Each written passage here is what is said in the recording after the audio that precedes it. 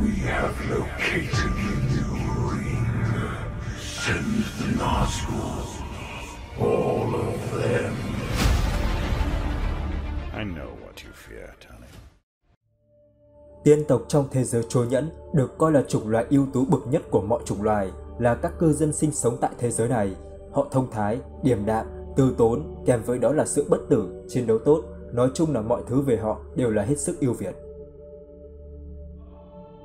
Ngoại trừ tiên rừng được đánh giá là nguy hiểm khi mà bạn xâm nhập vào vùng đất của họ ra, thì các tiên tộc khác sẽ luôn chào đón bạn, đặc biệt là tiên tộc Noldor, dòng tiên của lãnh chúa Elrond, công nương Galadriel, đại đế Gil-galad, lãnh chúa Celebrimbor. Họ được coi là những thượng tiên thông thái, ai ai cũng coi trọng họ, thậm chí là xin ý kiến từ họ. Nhưng các bạn có biết rằng cũng chính dòng tiên Noldor lại là dòng tiên từng gây ra cuộc nội chiến thảm sát chính chủng loài của mình. Họ cũng không mấy xa lạ khi cũng là những người anh em họ hàng với chính công nương Galadriel. Điều đó làm chúng ta không khỏi thắc mắc rằng tại sao những tiên tộc cao quý từ thiên quốc lại có những hành động như vậy với chính đồng loại của mình. Điều mà chúng ta cứ ngỡ rằng chỉ những chủng loài tầm thường với nhiều ham muốn như loài người hay orc thì mới có thể xảy ra những điều đó. Thậm chí là họ không chỉ đánh một lần mà có tới tận 3 lần họ thảm sát đồng loại của mình trong một thời gian rất ngắn. Vậy thì đâu là lý do khiến cho tiên tộc Noldor lại có những hành động trái lại ý muốn của các vị thần tới vậy? Hình phạt nào là thích đáng dành cho những con người đã tạo ra những vết nhơ cho cả chủng loài tiên tộc nói chung tới vậy? Hãy cùng mình tìm hiểu trong video nhé! Khi các tiên tộc thức tỉnh dưới sự quấy phá tới từ chúa tể bóng tối Melkor, chúa tể bóng tối đầu tiên của thế giới, các vị thần đã đưa phần lớn các tiên tộc di chuyển về thiên quốc Valinor để họ có thể sinh sống trong yên bình dưới sự bảo hộ của các vị thần. Dưới sự dẫn dắt của thần thợ săn Vala Orome, đã có 3 dòng tiên chính sang được tới Valinor, đó là tiên tộc Vanya, Noldor và Teri. Một phần nhỏ tiên tộc dòng Teri do gặp sự cố với thủ lĩnh của họ nên họ đã ở lại Trung Địa và hình thành nên một dòng tiên mới, đó là tiên Sindar, để phân biệt với những tiên tộc Teri đã sang tới thiên quốc định cư. Tại thiên quốc, dòng tiên Vanya do bị thu hút bởi những Vala và ánh sáng của hai cây thần nên họ đã tới Vama sinh sống. Tiên tộc Noldor xây dựng nên thành phố Tirion và làm bạn với thần thợ rèn Vala Aule. Tiên tộc Teri do vẫn còn thương nhớ Trung Địa và những người anh em cũ nên đã sinh sống ở hòn đảo cô đơn. Sau đó, họ cũng muốn xây dựng một thành phố tại Valinor để gần các tiên tộc khác hơn và cũng đỡ cảm thấy bị tách biệt so với phần còn lại. Maya Ose đã giúp họ đóng những con thuyền để tới Valinor. Với sự giúp đỡ từ những tiên tộc Noldor thì tiên Teri cuối cùng cũng đã xây dựng được xong thành phố cho riêng mình với tên gọi là Aqualon. Sau khi bắt giữ Melkor hàng ngàn năm, cảm thấy Melkor đã có phần hối lỗi và các vị thần cũng muốn cho Melkor một cơ hội làm lại cuộc đời. Họ đã thả Melkor ra và cho phép hắn được đi lại tự do ở thiên quốc dưới sự giám sát chặt chẽ tới từ các vị thần. Khi này, Melkor nhìn thấy các tiên tộc đang sinh sống tại thiên quốc rất hạnh phúc và bình yên. Hắn cảm thấy khó chịu vì điều này, khi mà cũng chính các tiên tộc là nguyên nhân khiến cho hắn bị bắt lại. Vậy là Melkor đã lên kế hoạch phá vỡ sự bình yên đó bằng cách gây mâu thuẫn giữa tiên tộc với tiên tộc và tiên tộc với các vị thần. Melkor nhắm tới tiên tộc Noldor khi họ là những người ham học hỏi và tình trạng của họ dễ bị đổ vỡ hơn khi đang có xích mích giữa các hoàng tử Noldor.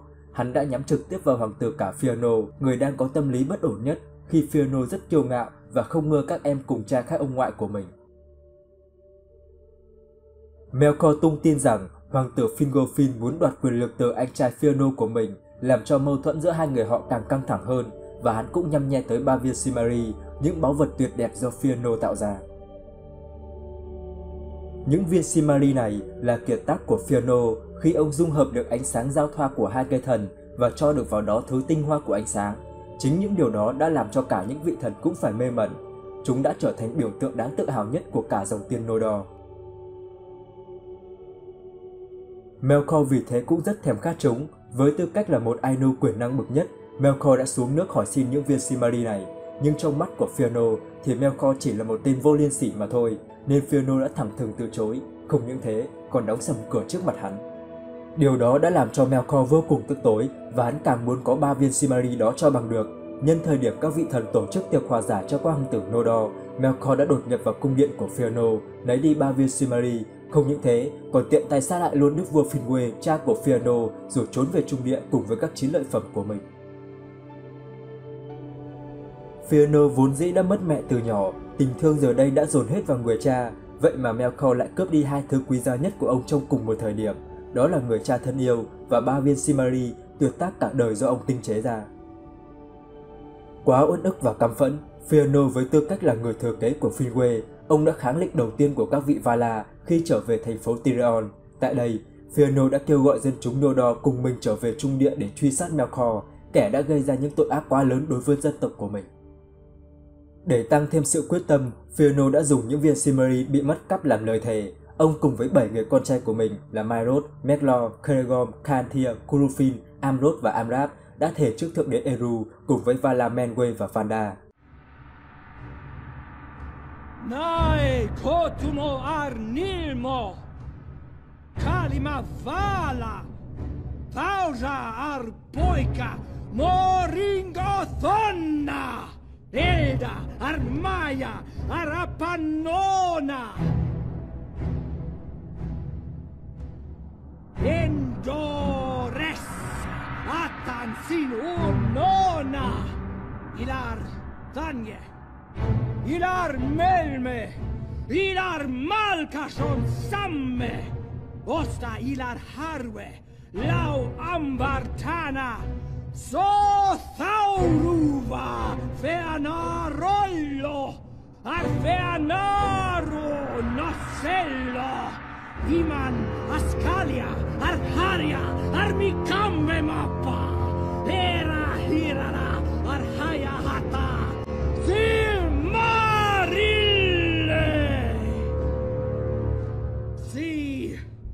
Vandalme iliai, un quale sonanta valme, mennai auremetta, qualme ten ambar metta, quetalman lasta, eru illuvatar.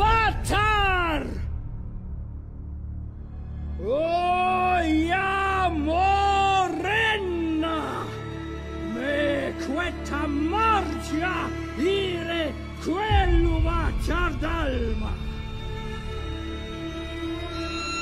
Oi norontesse tirtasse l'asta.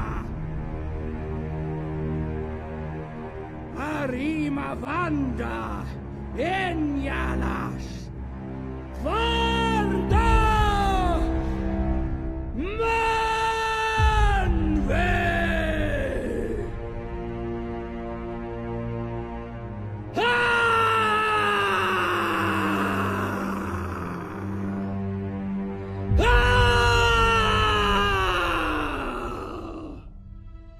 Họ đã thề sẽ quyết tâm lấy lại 3 viên Silmaril bằng mọi giá.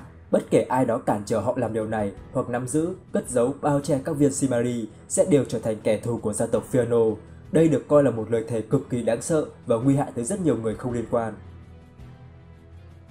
Và nạn nhân đầu tiên của lời thề này chính là tiên tộc Theleri tại Aqualon, khi mà tiên tộc Nodor cần những con thuyền của tiên tộc Theleri để vượt biển sang Trung Địa.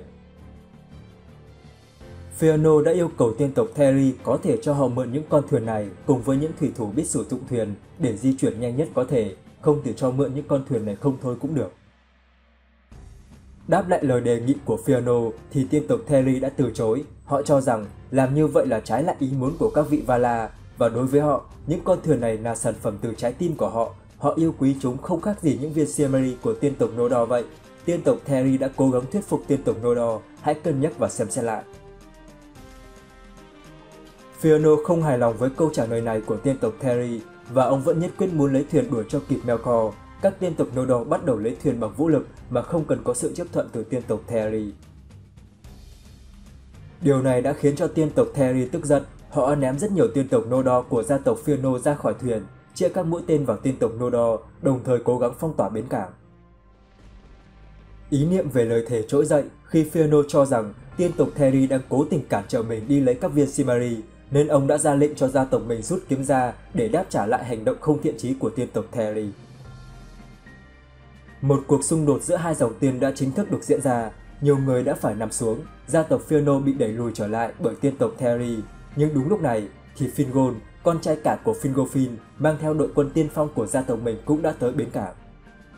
Chứng kiến cuộc xung đột đó, Fingon đã nhận định rằng tiên tộc Therí đã tấn công tiên tộc Nodor theo mệnh lệnh của các vị Valar để ngăn chặn quân đoàn Nodor tiến về Trung Địa. Vậy nên ông đã cùng với quân đội tiên phong gia tộc mình nhảy vào tham chiến cùng với gia tộc Fëanor. Với một khí thế hung dữ cùng với lực lượng đông đảo hơn, liên quân của Fingon và gia tộc Fëanor đã áp đảo được tiên tộc Therí. Gandriel đến sau cùng với đoàn gia tộc của mình. Khi thấy thảm cảnh đó, Gandriel đã tiến tới chiến đấu cùng với tiên tộc Therí, vì mẹ của Gandriel chính là công chúa của tiên tộc Therí. Nhưng với quân số áp đảo và thiện chiến của tiên tộc Nodor thì tiên tộc Therí đã thất bại trong cuộc xung đột này. Những con thuyền của họ cũng đã bị chiếm đoạt. Gia tộc Fëanor nhanh chóng tiến ra khơi để tới Trung Địa. Đức vua Owain của tiên tộc Therí thấy vậy đã kêu gọi Maya Ose trợ giúp, nhưng Ose đã không tới vì chưa được phép của các vị Valar rằng sẽ phải dùng vũ lực để ngăn chặn những con thuyền đó ra khơi. Nhưng nữ thần biển Ilni, vợ của Ose, đã khóc cho những chiến binh Therí đã hy sinh để bảo vệ những con thuyền. Vì thế mà sóng bắt đầu trỗi dậy, nhấn chìm rất nhiều con tàu ra khơi của tiên tộc Nodor, khiến cho nhiều người cũng phải bỏ mạng theo. Tuy nhiên thì phần lớn các con tàu vẫn thoát được khỏi cơn thịnh nộ và tiến được về Trung Địa. Rồi đột nhiên phía sau những dãy núi tại Thiên Quốc, đột nhiên xuất hiện một bóng đen cao sừng sững trên một tảng đá nhìn xuống bờ biển. Một số người đã nói rằng đó chính là Valar Morghulis, vị thần canh giữ linh hồn, và rồi họ nghe thấy một giọng nói lớn, uy nghiêm, khiến các tiên tộc Nodor giật mình, tất cả đã đứng im và yên lặng lắng nghe những điều mà Morghulis đang nói.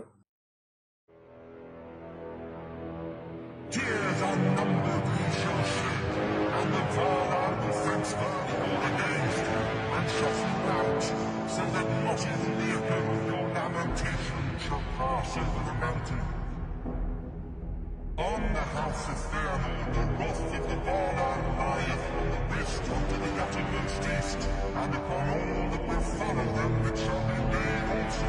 Their earth shall joy them, and yet betray them, and ever snatch away the very treasures that they have sworn to pursue. To evil end shall all things turn that they begin well, and by treason of kin unto kin, and the fear of treason shall this come to pass. Dispossessed shall they be forever. Ye have spilled the blood of your kindred unrighteously, and have stained the land of Armor. For blood ye shall render blood, and beyond Armor ye shall dwell in death's shadow.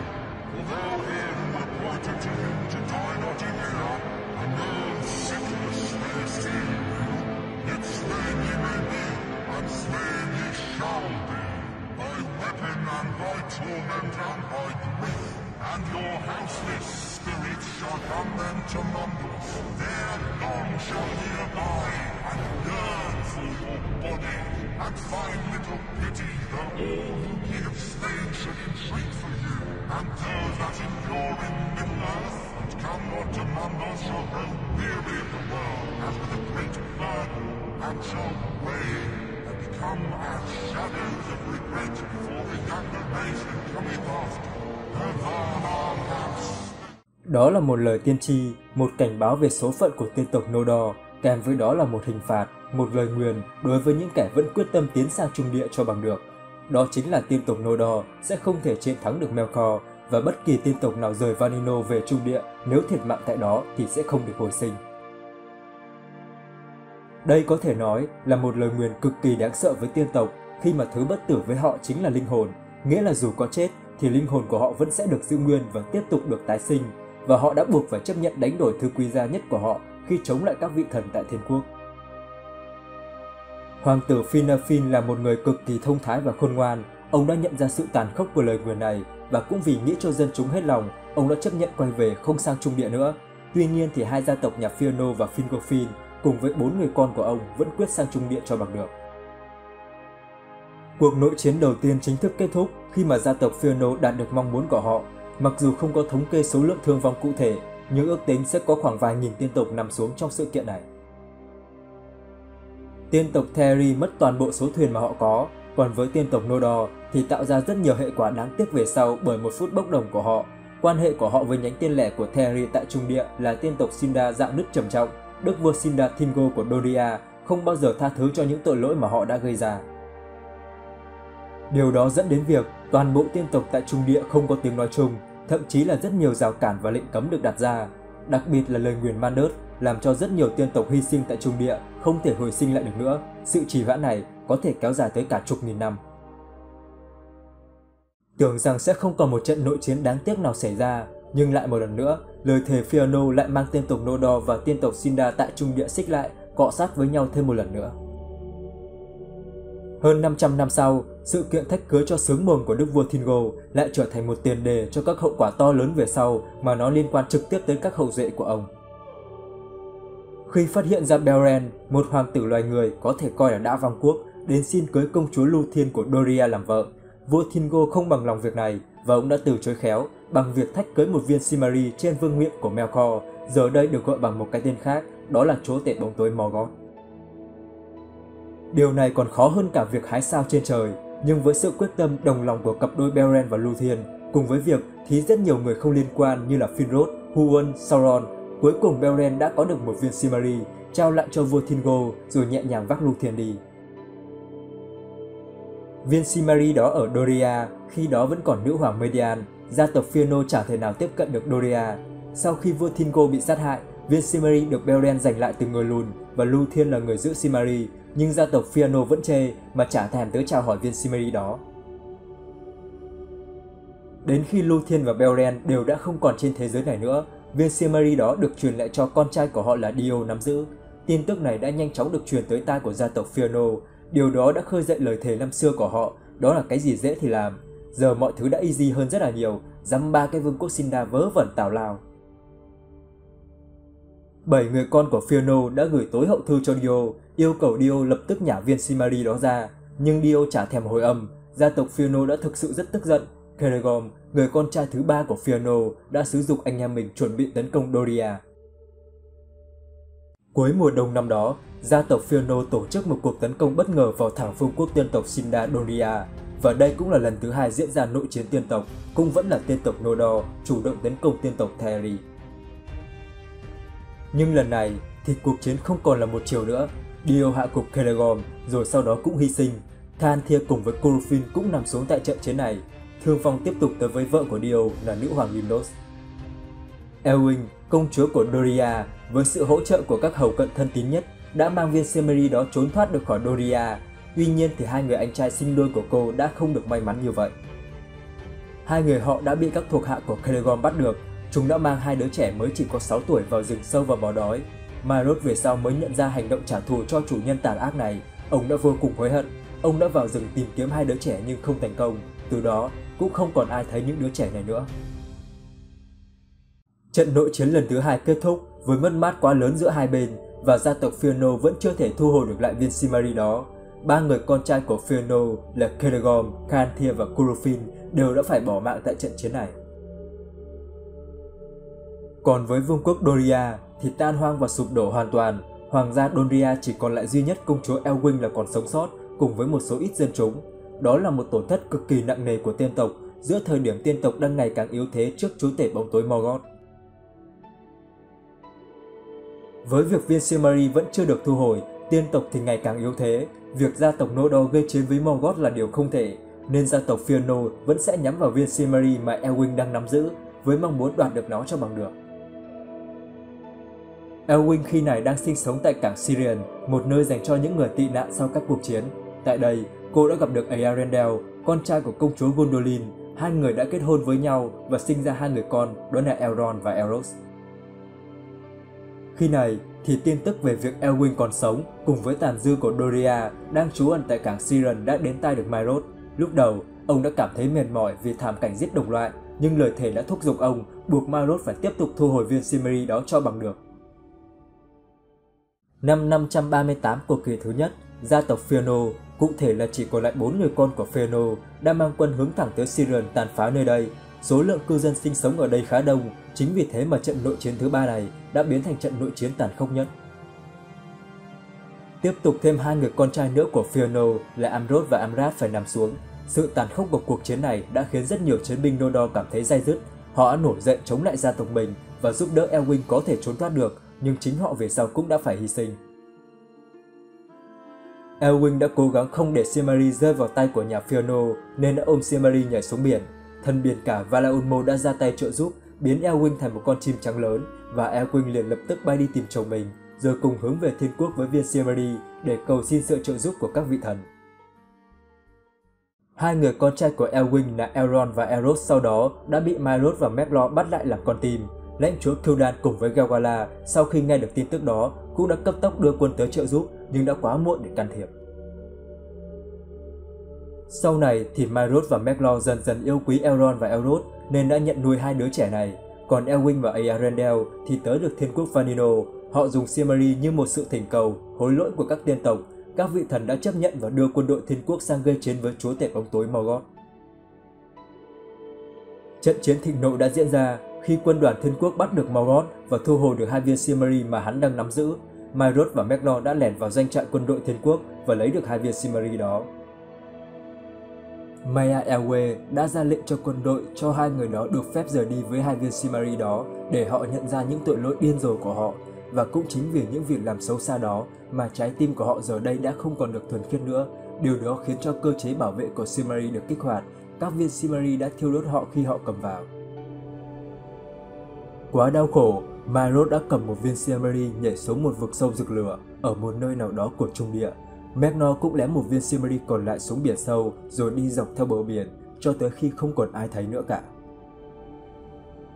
Vậy là cuối cùng, sau sự kiện các viên Silmaril đã được an bài, thì sự kiện nội chiến giữa tiên tộc Nodor với lại tiên tộc Teri đã chính thức chấm dứt. Nó đã từng được nhen nhóm quay trở lại vào đầu kỷ thứ hai khi các dòng tiên cùng về Nindol sinh sống chung dưới một mái nhà.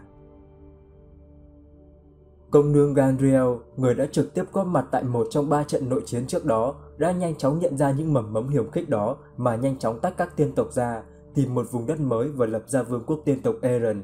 Vậy là từ đó trở đi, những xích mích giữa tiên tộc đã không còn được thấy nữa. Sự yên bình và hòa thuận giữa các dòng tiên tại kỷ thứ 3 làm chúng ta dường như không tin được rằng họ từng thảm sát lẫn nhau chỉ vì một vật vô tri vô giác. Hậu duệ của hai dòng tiên này và cũng là dính dáng trực tiếp tới nội chiến chính là Elrond và Thorin, nhưng suy cho cùng, họ cũng chỉ là nạn nhân mà thôi. Hậu duệ duy nhất và cũng là cuối cùng của gia tộc Fëanor, lãnh chúa Celebrimbor, thì cũng đã phải gánh hậu quả tàn khốc với sự dày vò và không toàn thây dưới bàn tay của chúa tể bóng tối Sauron. Sự kiện nội chiến đã để lại những vết thương sâu trong lòng các tiên tộc Teri và tiên tộc Sindar. Họ gần như là bị hà hiếp, bắt nạt, đánh đuổi cho đến tắt thở suốt thời đại thứ nhất khi có dính dáng tới Silmaril. Đau thương hơn cả là những người vô tội cùng với những đứa trẻ đã phải nằm xuống dưới những thanh kiếm sắc nhọn từ đồng loại của mình. Đây là một mặt trái tối tăm từ lời thề Fëanor, một lời thề mà tưởng rằng nó chỉ đơn giản là một sự quyết tâm của các hoàng tử Nodor chống lại các tội ác của chúa tể bóng tối, một sự vùng lên đấu tranh cho lẽ phải, điều mà ngay cả các vị thần cũng còn đang e dè. Nhưng rồi lời thề đó đã biến tướng thành những tội ác không khác gì thứ mà Morgoth đã từng làm, chỉ vì sự nóng vội, ích kỷ trong suy nghĩ đã biến những tiên tộc có tâm hồn trong sáng, ham học hỏi và khám phá, trở thành những kẻ sát nhân máu lạnh, sẵn sàng ra tay với bất kỳ ai sẽ cản trở họ. Đó quả thực là một điều vô cùng tồi tệ, biến lời thề đơn thuần trở thành một vỏ bọc cho các ham muốn biến tướng của họ. Lời thề đó đã trói buộc ngược lại, biến 7 người con của Fëanor trở thành nô lệ cho nó. Tuy nhiên thì sự ích kỷ đó lại không chỉ tới từ một phía của tiên tộc Nodor. Sự ích kỷ của họ là một lý do chính đáng với chính họ, nhưng sự ích kỷ của tiên tộc Teri cũng không hề nhỏ, họ cũng chính là một phần tạo ra nguyên nhân. Ở trận chiến đầu tiên tại Aqualon, nếu đã nhận ra sự quyết liệt từ tiên tộc Nodor, họ vẫn có thể giao thuyền. Điều này không còn nằm ở việc thể diện của một dòng tiên nữa, vì dù gì thì thành phố Aqualon này được xây dựng cũng là nhờ sự đóng góp to lớn từ chính tiên tộc Nodor. Họ có một ân huệ cần phải trả cho Nodor và đây là thời điểm không thể nào thích hợp hơn. Nhưng bản thân họ vẫn cố chấp ôm khư khư những con thuyền đó cho tới cùng, phương tiện duy nhất mà tiên tộc có thể dùng để di chuyển sang Trung Địa cho sớm. Nếu câu chuyện là gia tộc Fëanor đùng đùng tới chém giết rồi cướp đi những con thuyền như một lũ giang hồ thì không còn gì để nói cả. Nhưng rõ ràng là Fëanor có yêu cầu đàng hoàng tử tế và nhu cầu của họ là rất cấp bách. Và đáp lại thì tiên tộc Teri cũng cho thấy rằng họ cũng ích kỷ chả kém gì tiên tộc Nodor là mấy. Khi không ai nhường ai thì kết quả chỉ có thể là mâu thuẫn sinh xung đột. Đối với hai trận nội chiến sau đó với tiên tộc Sindar, nhánh nhỏ của tiên tộc Teri, giờ đây thì sự cố chấp, kiêu ngạo và ích kỷ của họ còn nhân lên thêm vài lần khi họ cũng chẳng thèm sợ tiên tộc Noldor gì nữa cả. Và rồi mọi thứ là chả thể cứu vãn được nữa khi chả biết được là ai đang đúng, ai đang sai. Điều đó biến cuộc nội chiến này trở thành một cuộc thảm sát giữa hai bên, một điều đáng tiếc không nên có khi mà kẻ thù to lớn chung của họ vẫn đang ngồi lù lù tại Angband. Nếu có một chữ nếu dành cho cả hai bên khi cảm nhận được hậu quả mất mát to lớn phía sau khiến cho một trong hai bên cư xử đúng mực hơn, thì có lẽ tiên tộc đã có nhiều cơ hội hơn khi mà đối đầu với chúa tể bóng tối Morgoth. Tuy nhiên thì kết cục cuối cùng cho toàn bộ sự việc này lại dẫn tới một kết quả hoàn mỹ khác, khi chính vì đuổi đánh truy sát Elwing tới cùng mà bà đã có thể gặp được các vị thần, cho họ thấy các tội ác mà Morgoth đã gây ra, đánh thức sự nhất quán từ các vị thần để kết thúc sự thống trị của Morgoth. Đó là toàn bộ những chia sẻ của mình về nội chiến của tiên tộc hay cuộc chiến giữa các dòng tiên. Theo các bạn, thì đâu mới thực sự là nguyên nhân cho cuộc thảm sát vô nghĩa này? Là sự hung hãn từ tiên tộc Noldor, hay là sự ích kỷ, nhu nhược tới từ tiên tộc Terry, hay đơn giản, đây là một sự sắp đặt sẵn có để đi tới một kết thúc chung mà Thượng Đế đã đề ra? Các bạn hãy để lại ý kiến của mình dưới phần comment nhé. Còn bây giờ thì xin chào và hẹn gặp lại ở các video tiếp theo về thế giới Chúa Nhẫn. I see in your eyes the same fear that would take the heart of me. Nếu các bạn thấy video này hay và hữu ích thì hãy nhấn like và đăng ký kênh ủng hộ mình để mình có động lực hoàn thiện các video sau thật là tốt hơn. Đừng quên ấn nút chuông thông báo để không bỏ lỡ các video tiếp theo. Tham gia group Chúa Nhẫn trên Facebook để cùng trao đổi, chia sẻ về thế giới Chúa Nhẫn. Xin chào. Not for ourselves, but we can give Frodo his chance.